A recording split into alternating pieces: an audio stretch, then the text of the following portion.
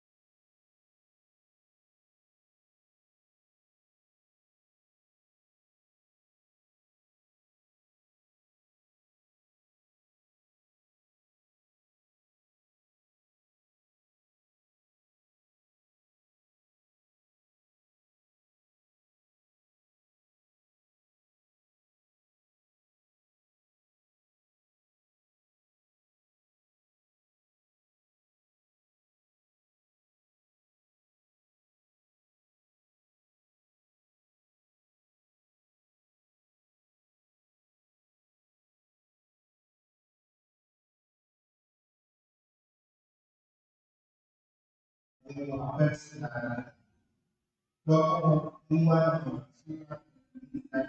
ang kanyang sabihin ni ng mga huwag na ako sa loob ng isa. Para nga sa kanyang yun, ito po ay gagawin ko. Patuloy ko ang pagkakas sa ako sa pagkakas.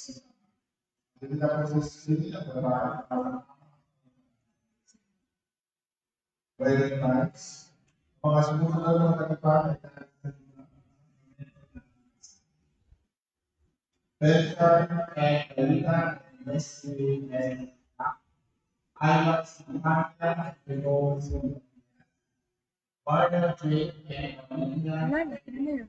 as at least be at the Jay Cheese and our free of my John Lennon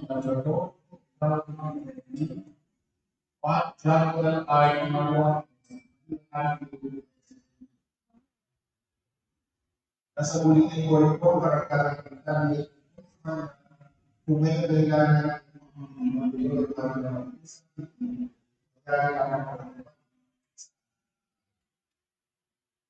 sa akin sa na kailangan ako o ang na sa kailangan nakapag-usap ko na iwasan yun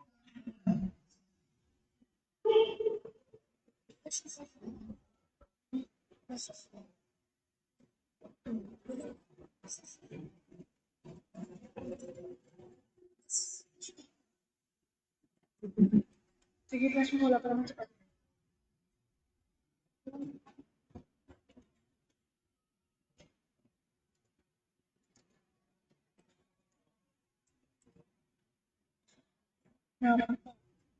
Hindi na. Ayun na. Baka na kayo. Adula, labas ko.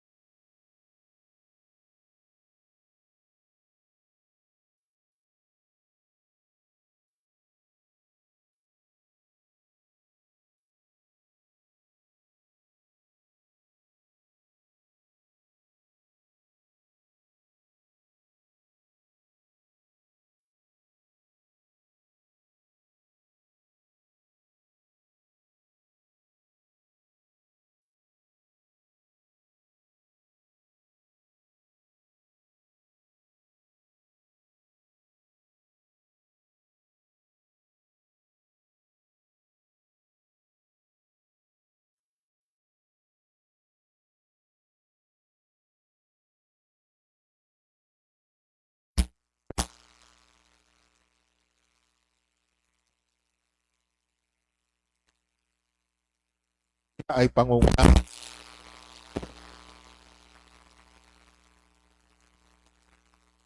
Kapatid,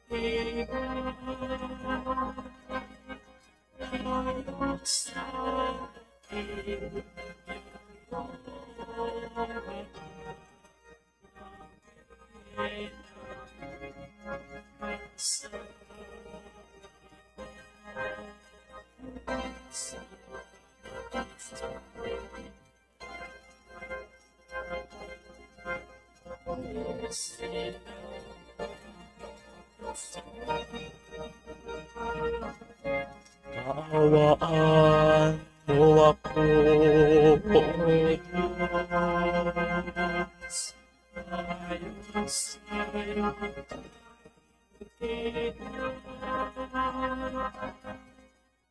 Diyos.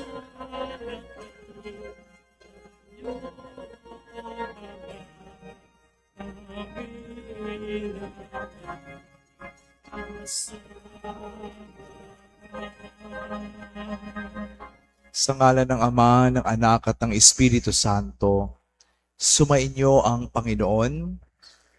Sa pasimula ng ating banal na pagdiriwang, aminin natin ang ating mga kasalanan, humingi tayo ng tawad sa ating mahabaging Diyos. Inaamin ko sa makapangyarihang Diyos at sa inyo mga kapatid, na lubha akong nagkasala sa isip, sa salita at sa gawa, at sa aking pagpupulang. Kaya isinasamo ko sa mahal na Birheng Maria, sa lahat ng mga anghel at mga banal, at sa inyo mga kapatid, na ako'y ipanalangin sa Panginoong ating Diyos. Kaawaan tayo ng makapangyarihang Diyos, patawarin tayo sa ating mga kasalanan at patnubayan tayo sa buhay na walang hanggan. Panginoon, kaawaan mo kami. Kristo, kaawaan mo kami. Panginoon, kaawaan mo kami. Manalangin tayo. Ama naming makapangyarihan, iniutos mong pakinggan namin ang minamahal mong anak na iyong kinalulugdan. Kami naway makapakinabang sa iyong salita upang sa pagdalisay nito sa aming kalooban, kami lumigaya sa pagkakita sa iyong liwanag. Sa pamamagitan ni Jesucristo kasama ng Espiritu Santo, magpa sa walang hanggan.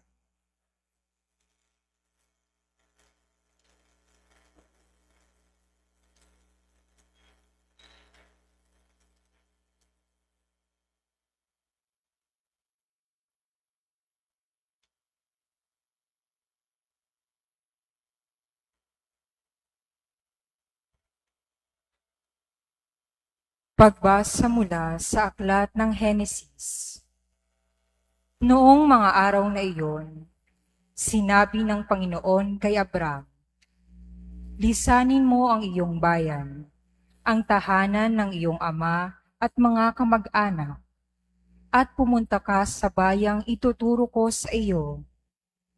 Pararamihin ko ang iyong mga anak at apo, at gagawin kong isang malaking bansa.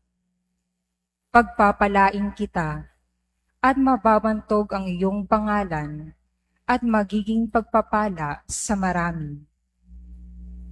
Ang sa iyo'y magpapala ay aking pagpapalain. Ngunit kapag sinumpa ka, sila'y aking susumpain. Ang lahat ng mga bansa, pihong ako'y hihimukin, na tulad mong pinagpala, sila ay pagpapalain din. Sumunod nga si Abram sa utos ng Panginoon. Ang salita ng Diyos.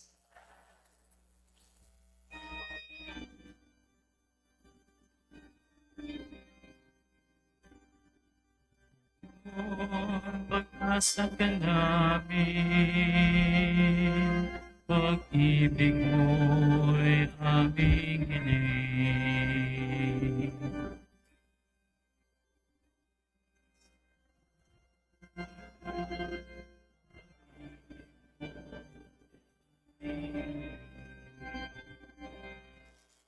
Panginooy tapat sa kanyang salita at maaasahan ang kanyang ginawa.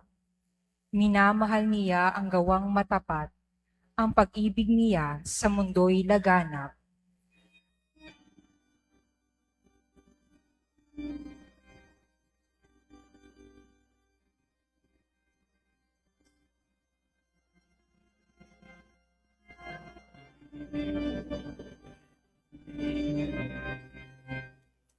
Ang may takot sa Diyos at nagtitiwala sa kanyang pag-ibig ay kinakalinga. Hindi babayaang sila ay mamatay. Kahit magtaggutom, sila'y binubuhay.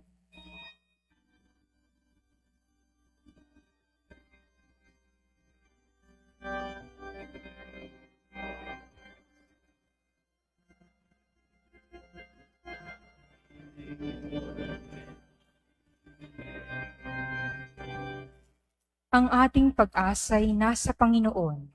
Siya ang sanggalan natin at katulong. Ipagkaloob mo na aming makamit, O Poon, ang iyong wagas na pag-ibig. Yamang ang pag-asa'y sa'yo nasasalig.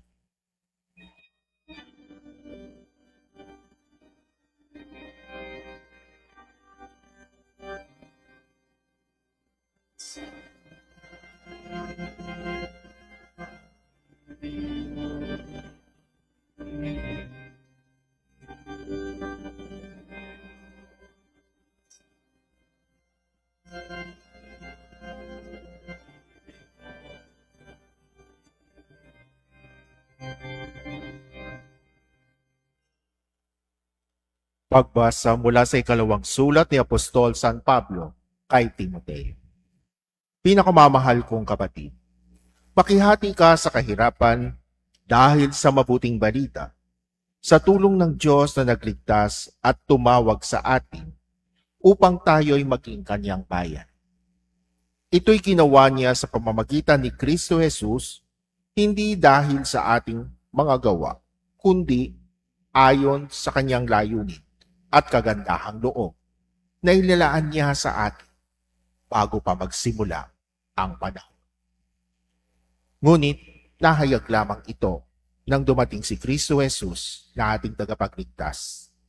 Nilupig niya ang kamatayan at inihayag ang buhay na walang hanggan sa pamamagitan ng mabuting balita. Ang salita ng Diyos.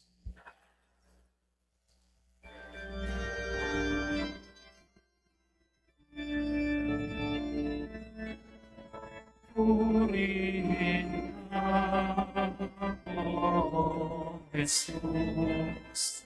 Purihin ka. Purihin ka, O Jesus. Purihin ka. Sa ulap na maliwanag, ito ang siyang pahayag, ang Diyos Ama na nangusap.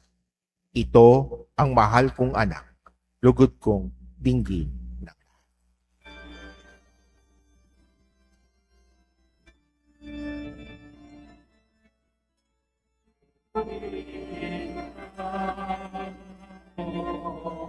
Jesus, purifica.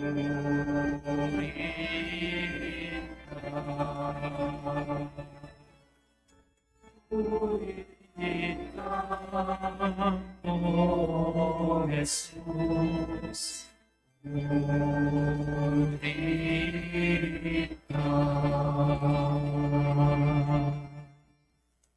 Sumainyo ang Panginoon, ang mabuting balita ayon kay San Mateo. Noong panahong iyon, isinama ni Jesus si Pedro at ang magkapatid na Santiago at Juan at sila'y umakyat sa isang mataas na bundok. Samantalang sila'y naroon, nakita nilang nagbagong anyo si Jesus. Nagliwanag na parang araw ang kanyang mukha at pumuting parang busilak ang kanyang damit. Nakita na lamang at sukat ng tatlong alagad, sina Moises at Elias, na nakikipag-usap kay Jesus. Kaya't sinabi ni Pedro kay Jesus, Panginoon, mabuti pa'y dumito na tayo. Kung ibig ninyo, gagawa ako ng 3 kubol. Isa sa inyo, isa kay Moises at isa kay Elias. Nagsasalita pa siya nang liliman sila ng isang maningning na ulap at mula rito'y may tinig na nagsabi, ito ang minamahal kong anak na lubos kong kinalulugdan. Pakinggan ninyo siya. Ang mga alagad ay natakot ng gayon na lamang nang marinig nila ang tinig at sila'y napasubasob. Ngunit nilapitan sila ni Jesus at hinipo. Tumindig kayo, sabi niya, huwag kayong matakot. At nang tumingin sila, wala silang nakita kundi si Jesus. At habang bumababa sila sa bundok, iniutos ni Jesus sa kanila, huwag ninyong sasabihin kanino man ang pangitain hanggat hindi muling nabubuhay ang anak ng tao. Mga kapatid, ang mabuting balita ng Panginoon.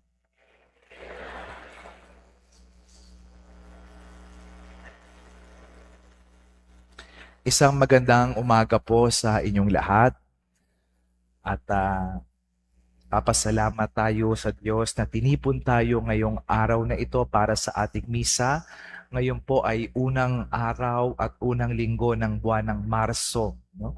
Nasa 2nd buwan na po tayo ng taong 2026 at ngayon din po no, ay 2nd linggo ng panahon ng Kwaresma. Ang ating pong ebanghelyo ngayon ay ang 4th Luminous Mystery ng Santo Rosario.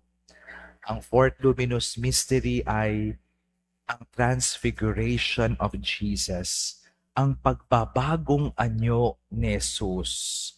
Sa wikang Griego, kung saan na isulat ng orihinal no, ang ating ebanghelyo, ang ginamit na term doon ay metamorphosis.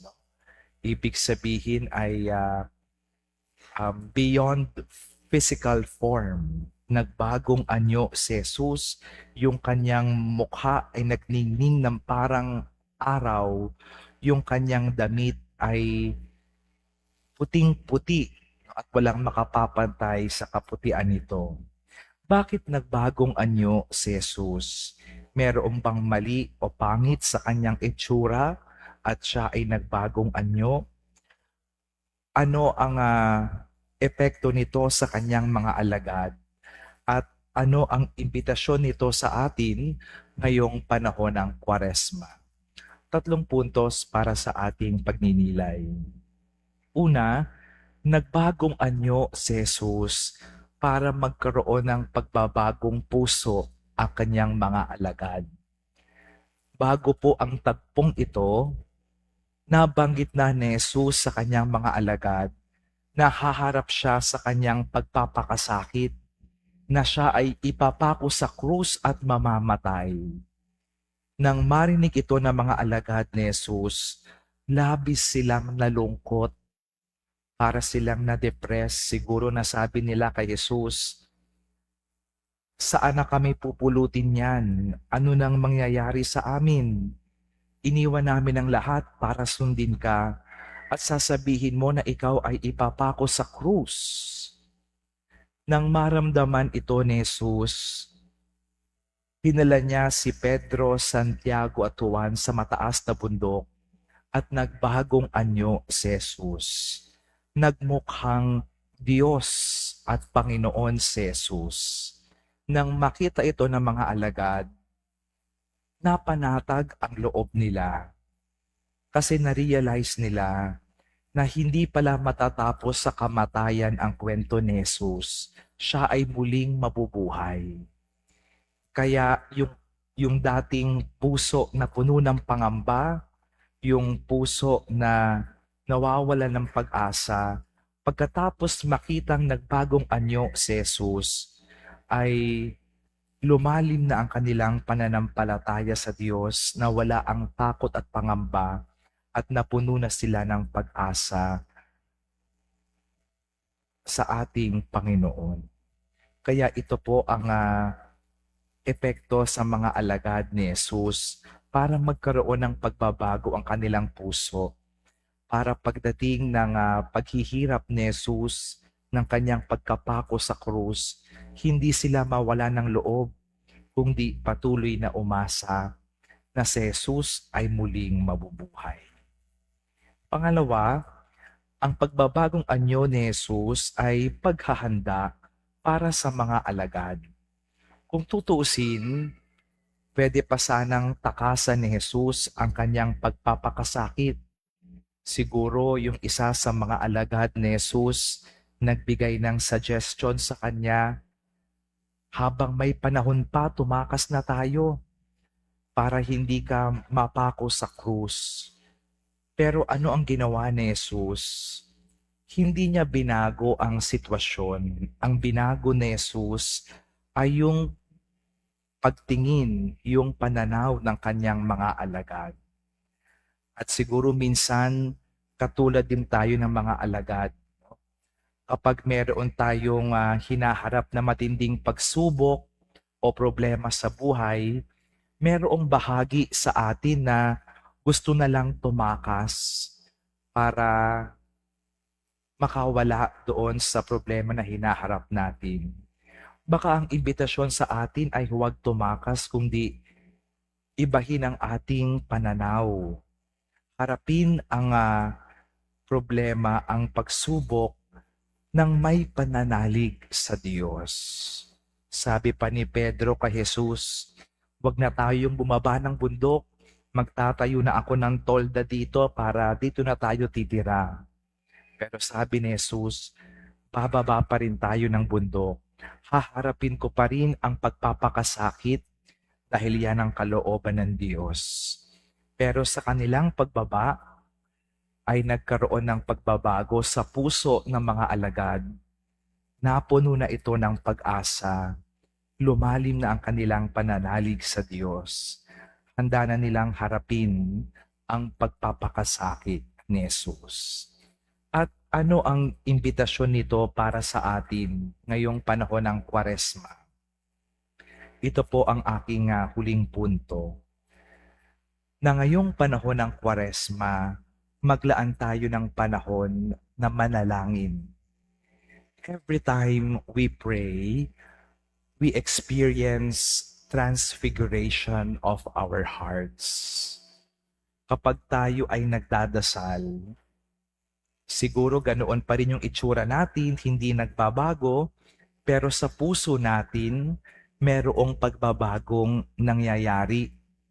Minsan ba ay naranasan na ninyo na merong kayong hinaharap na matinding pagsubok sa buhay, matinding problema, napadasal kayo, iniyakan ninyo sa panalangin, pagkatapos magdasal, nandoon pa rin yung problema. Pero dahil ito ay inilapit mo sa Diyos, mas lumalim ang iyong pag-asa, ang iyong pananampalataya sa Diyos na hindi ka pababayaan. That is our transfiguration experience. Sa tuwing tayo ay nagdadasal, nagsisimba, tumatanggap ng mga sakramento, merong pagbabagong nangyayari sa puso natin at itong pagbabagong ito ay maging daan nawa para mapalapit tayo sa Diyos. Naalala ko minsan ay sa isang parokya, no, ay pagkatapos magmisa ay merong lumapit sa akin. Sabi niya, "Father, pwede po bang mangumpisal?" At nung lumapit siya ay naramdaman ko yung bigat ng kanyang dinarama, ng kanyang dinadala. At sabi ko, sige, pagkatapos ng kumpisal, naupo kami sa isang tabi at meron siyang mabigat na dinadala, no? Na bumabagabag sa kanyang konsyensya dahil siya ay nakagawa ng mabigat na kasalanan. No? Siya ay nakapatay ng tao. At ngayon ay hinahanap na siya, no, para harapin yung kanyang parusa sa kanyang ginawa. At sabi ko sa kanya, nagawa mo na iyan, hindi na maibabalik ang buhay na namatay dahil sa iyong ginawa. Sana ay matuto ka sa iyong maling nagawa at kailangan mong harapin yung consequence ng iyong ginawa dahil yun ang sinasabi ng ating hustisya, no? To face the consequence of what we have done. Pero dahil ikaw ay nagsisisi at humihingi ng tawad sa Diyos, patatawarin ka ng Panginoon. Sana ay magbagong buhay ka, matuto ka sa iyong pagkakamali, harapin mo ang dapat mong harapin para ikaw ay matuto sa iyong nagawang pagkakamali. Pagkatapos ng kanyang kumpisal ay nasabi niya sa akin, "Father, maraming salamat po at nakinig po kayo. Gumaan po kahit papaano yung aking pakiramdam." I believe that was his transfiguration experience. Nandoon pa rin yung problema na haharapin niya, pero pagkatapos ng kumpisal dahil inilapit niya sa Diyos, sana ay nagkaroon ng pagbabago sa kanyang puso na magsisi siya sa kanyang maling nagawa, humingi ng tawad sa mga taong nasaktan niya at itama ang kanyang pagkakamali. Yan ang nagagawa ng panalangin. When we pray, we experience the transformation of our hearts.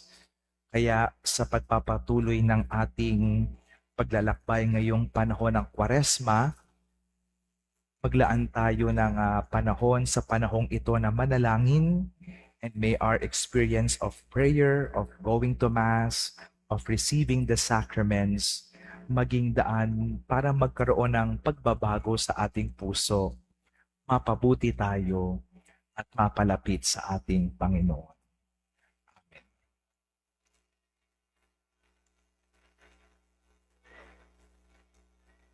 Sumasampalataya ako sa Diyos Amang makapangyarihan sa lahat.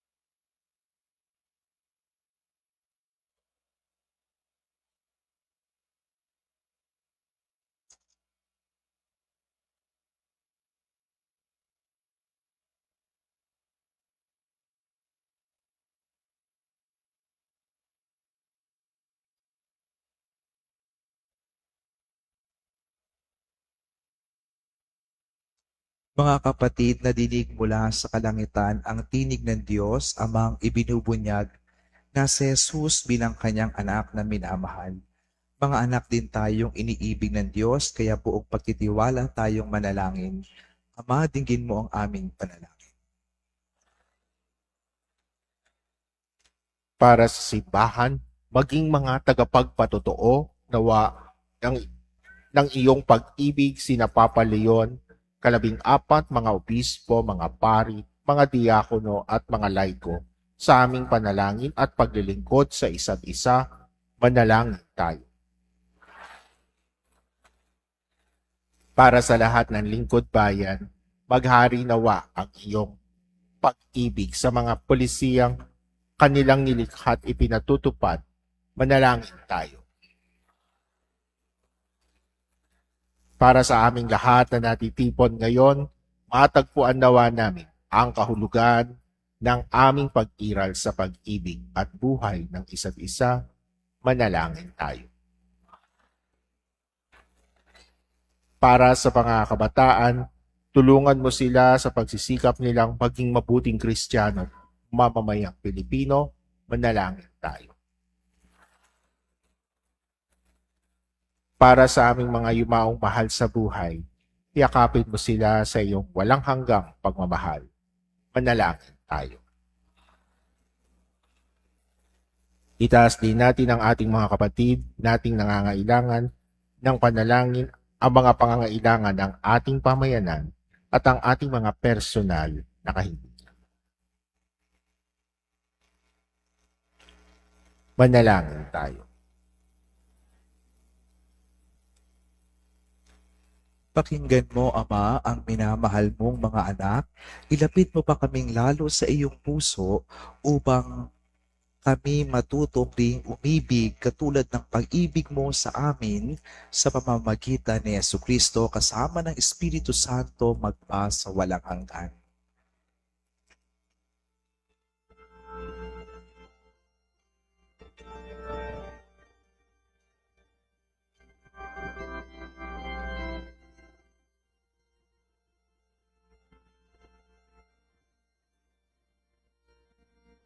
Diyos, awang di mabilang, tanggapin mo yan ang aming alay. Gawin ito bilang tanda ng aming kaligtasan. Narito, O Ama, anak at tinapay, bunga ng lupa at ng aming paggawa.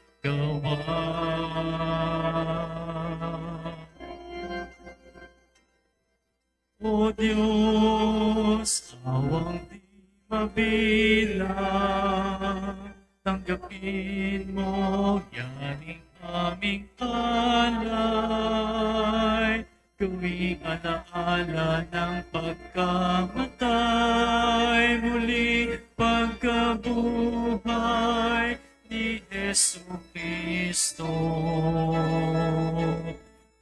Narito, O Ama, at tinapay, bunga ng lupa at ng aming paggawa. Narito, O Ama, alak at tinapay, bunga ng lupa at ng aming paggawa.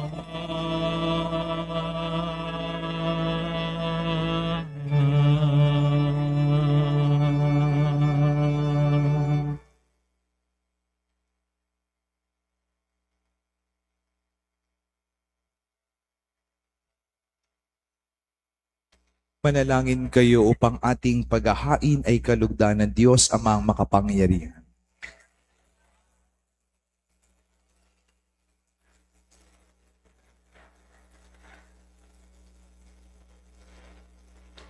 Ama naming lumikha, ang paghahaing ito ay magdulot nawa ng kapatawaran ng aming mga kasalanan at magpabanal sa aming buong katauhan para sa pagdiriwang ng Pasko ng pagkabuhay sa pamamagitan ni Jesucristo kasama ng Espiritu Santo magpa sa walang hanggan. Sumainyo ang Panginoon. Itaas sa Diyos ang inyong puso at diwa. Pasalamatan natin ang Panginoong ating Diyos. Ama naming makapangyarihan, tunay ngang marapat na ikaw ay aming pasalamatan sa pamamagitan ni Jesucristo ang aming Panginoon, nang maipagtapat niya sa mga alagad na siya'y laang mamatay para sa lahat, sa kanila'y kanyang ipinamalas ang kanyang sarili puso ng liwanag. Ang iyong mga utos at mga propeta ay pawang mga tagapagligtas.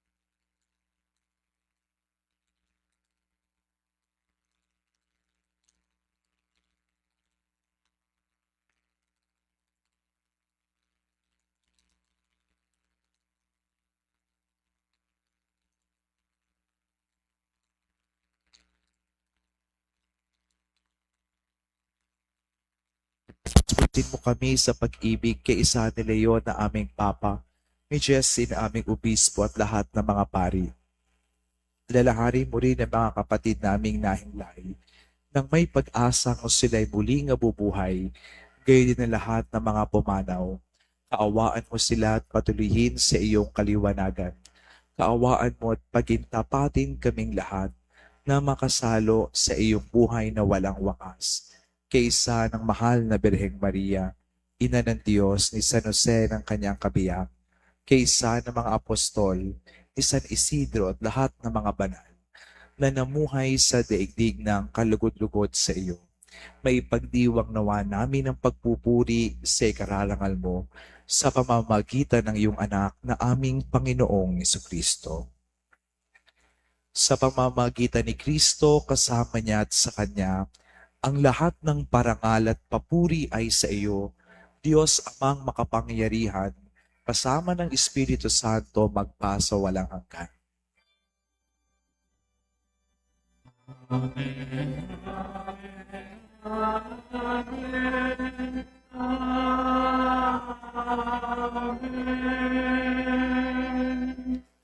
Bilang mga anak ng Diyos, ipahayag natin ang lakas loob.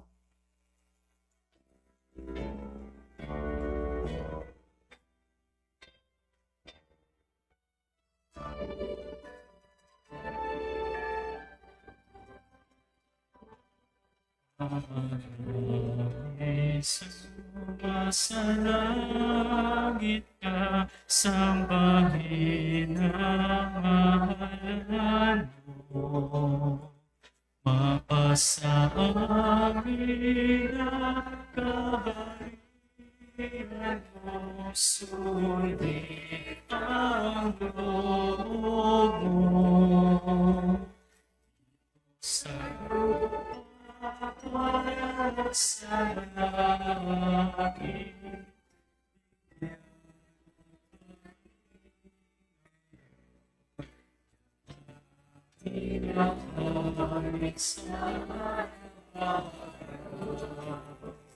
at patawarin mo ang ipagsawa.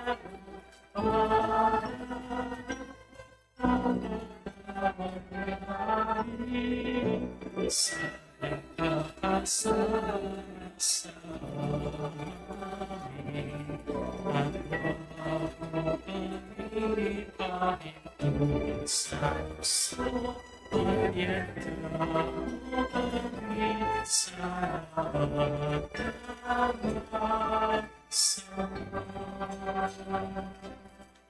Hinihiling namin kami iadya sa lahat ng masama pagkalooban ng kapayapaan araw-araw, iligtas sa kasalanan at ilayo sa lahat ng kapahamakan, samantalang aming pinanabikan ang dakilang araw papahayag ng tagapagligtas naming si Jesucristo. Sapagkat sa iyo ang kaharian, ang pangyarihan at kapurihan, ngayon at magpakailanman. Ngayon at magpakailanman. Panginoong Jesucristo, sinabi mo sa iyong mga apostol, kapayapaan ang iniiwan ko sa inyo, ang aking kapayapaan ang binibigay ko sa inyo. Tunghayan mo ang aming pananampalataya, huwag ang aming pagkakasala. Pagkalooban mo kami ng kapayapaan at pagkakaisa ayon sa iyong kalooban, kasama ng Espiritu Santo magpa sa walang hanggan. Ang kapayapaan ng Panginoon ay laging sumainyo. Magbigayan kayo ng kapayapaan sa isa't isa. Peace be with you.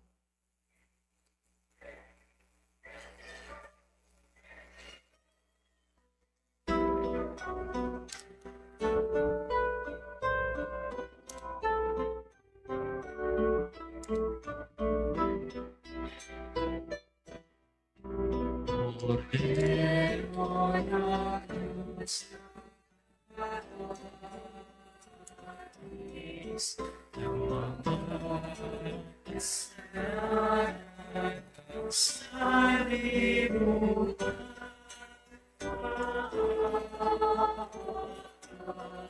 Sa amin.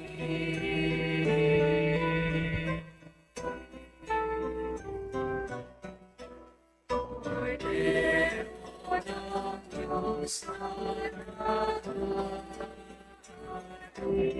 ng mga kasalanan sa libutan. Sa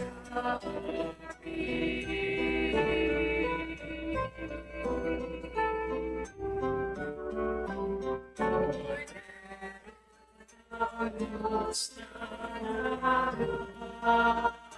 naghahalis ng mga kasalanan sa libutan. Ipagkaloob sa amin ang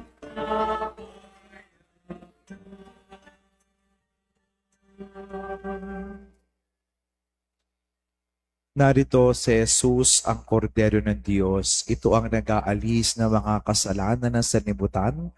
Mapalad ang mga inaanyayahan sa kanyang piging.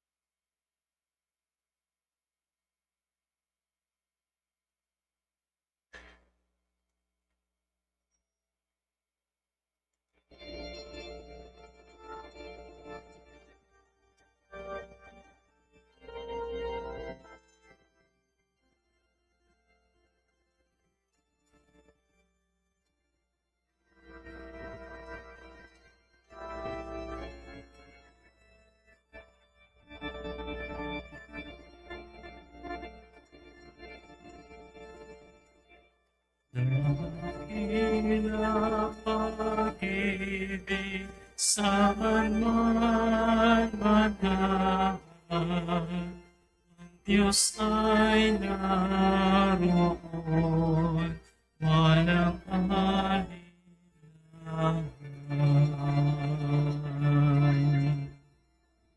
Pinipon tayo sa pagmamahal ng ating buong si Jesus. Tayo ay lumigaya sa pagkakaisa sa haring nakapako sa krus. Dakila pag-ibig saan man manahan, ang Diyos ay naroon, walang alinlangan.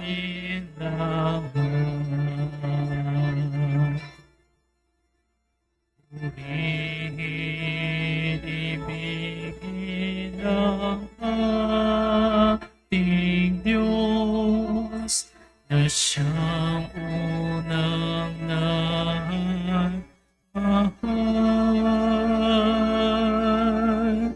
Kaya't buong pag-ibig rin ating mahalin ang bawat kapatid at kapwa. Dakilang pag-ibig saan man manahan, ang Diyos ay naroon, walang alinlangan.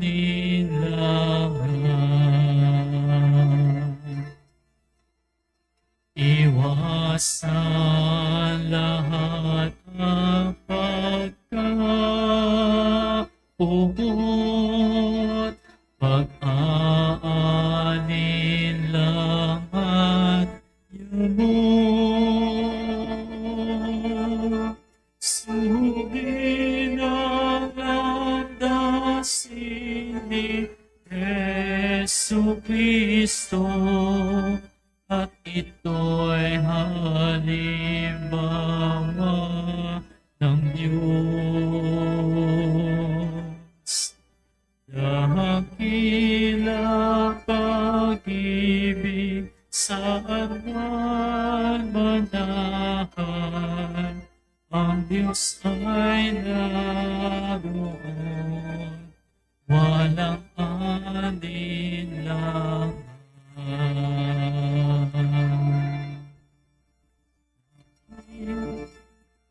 Pag-ibig saan man manahan, ang Diyos ay naroon, walang alinlangan.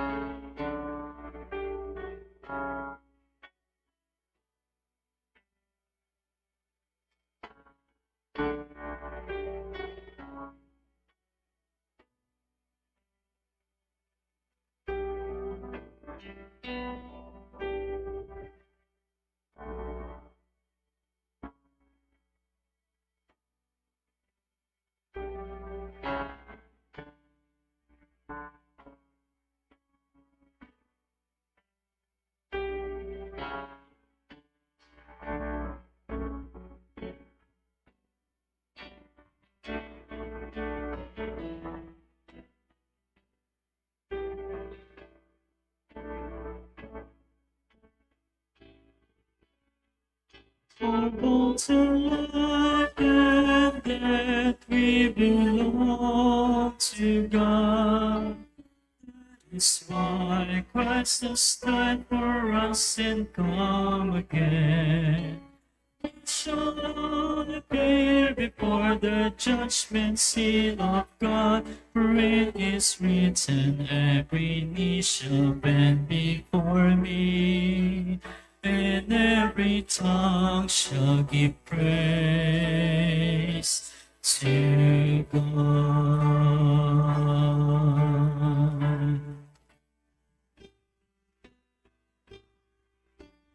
We are sure that neither death nor life, nor this nor future ages nor the parts,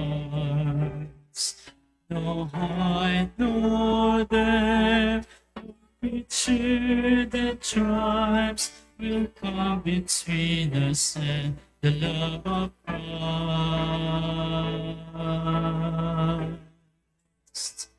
For both life and death we belong to God. That is why Christ has died for us and come again. We shall all appear before the judgment seat of God, for it is written, shall bend before me, and every tongue shall give praise to God.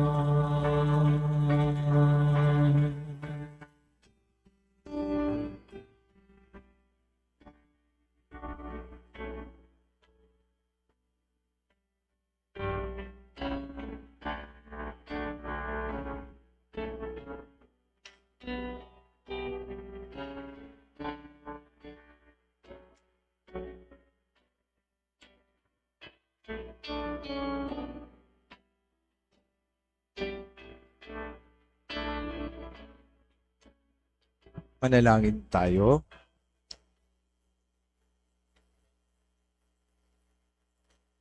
Amang mapagmahal, kaming pinapakinabang mo sa dakilang pagliliwanag sa bagong anyo ng iyong anak ay tumatanaw na utang na loob sa iyo, sapagat kahit ngayon pa man sa lupang ibabaw, Pinapagsasalo mo na kami sa kariktan ng kalangitan sa pamamagitan ni Jesucristo kasama ng Espiritu Santo magpa sa walang hanggan. Magsiupo po ang lahat para sa ilang mga paalala. Ngayon ay ang unang linggo ng buwan, ang ating Balikhandog Sunday. Ito ay paraan ng ating parokya upang masuportahan ang mga programang pang-scholar, formation at outreach programs at para sa maintenance expense ng ating simbahan. Ang mga balikhandog na sobre ay maaari ninyong ihulog sa ating balikhandog Dropbox. Ang ating second collection noong nakaraang linggo para suportahan ang formation ng mga seminarians, novices, clergy, and religious sa buong mundo ay nakalikom ng 20,874 pesos. Ang aming taos-pusong pasasalamat sa inyong bukas palad na pagtugon. In this season of Lent, we encourage everyone to join their community in the Stations of the Cross every Friday. Inaanyayahan ng lahat ng mga batang 12 taong gulang pababa sa Children's Mass sa 8 ng Marso, 2:00 ng hapon. Father Angelico Lipani School is now accepting enrollees for the school year 2026 to 2027. The school offers early childhood education, grades 1 to 6, and junior high school curriculum. For more information, kindly visit the school or please call the registrar's office. The parish Lenten recollection will be held on March 14 at 7:30 in the evening. Our guest speaker is Father Albert Garong, SSP of the Society of St. Paul. Everyone is invited to join. The 2026 Parish Lenten Pilgrimage to the Old Churches in Bulacan will be on March 30, 2026, Holy Monday. The pilgrimage fee of 2,800 pesos is inclusive of air-conditioned bus, pilgrimage kit, t-shirt, and full board meals, breakfast, morning and afternoon snacks, lunch and dinner, and church donation. This is on a first-come, first-served basis. To those interested, kindly register at the parish office. Registration deadline is on March 22, 2026. There will be Kumpilang Bayan on May 9, 2026. Registration will be from February 18 to March 20, 2026. Please see the tarpaulin posted outside for more details. The Commission on the Family invites all residents of Almanza Uno to a free kasalan sa simbahan on May 12, 2026. Registration will be open from February 21 to March 21, 2026. Please check the tarpaulin posted outside for more details. The San Isidro Labrador ME Prayer Group, in cooperation with Hearts of Jesus and Mary Prayer Community, invites married couples to a Marriage Encounter Weekend Seminar on April 24 to 26, 2026. At the HJM House of Prayer in Tagaytay City. For more information, please refer to the tarpaulin outside our church. This is free of charge. The United Concerned Parent Advocacy Group of the Philippines is encouraging everyone to watch the anti-bullying film, Bosses, which is endorsed by the CBCP. The screening will take place on March 21, 2026 at the Robinson's Place, Las Piñas Cinema. Viewers will also have a chance to win a raffle prize. The ticket price is 300 pesos. Ating pasalamatan ang ating mass offerers ngayong araw mula sa Villanueva. Dahil ngayon ay unang linggo ng buwan, inaanyayahan ng lahat ng nagdiriwang ng kaarawan at anibersaryo ng kasal sa buwang ito na lumapit sa harapan para sa isang panalangin at pagbabasbas. Yung mga may birthday po at anniversaries, pwede po bang lumapit sa harap para po sa prayer of blessing? Mga may kaarawan po at anibersaryo for the month of March, please come forward for a prayer of blessing.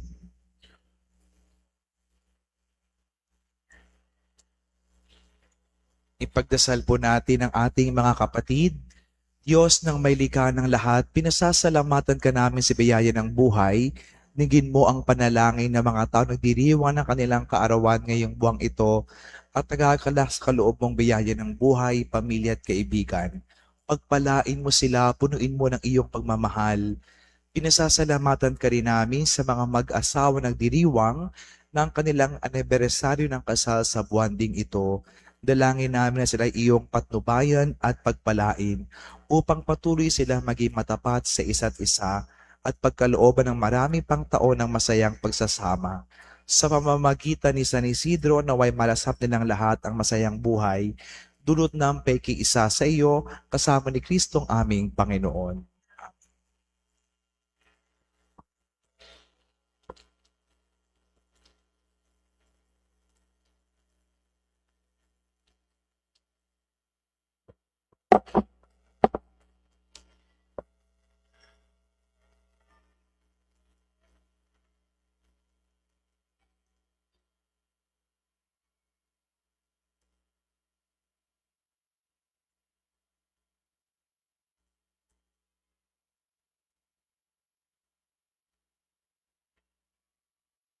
Happy birthday po at happy anniversary sa ating mga birthday at anniversary celebrants. Tumayo po tayong lahat. Sumainyo ang Panginoon At sumayo rin. at pagpalain kayo ng ating makapangyarihang Diyos, Ama, Anak at Espiritu Santo. Amen. Tapos na ating pagdiriwang, humayo kayong mapayapa. Salamat sa Diyos.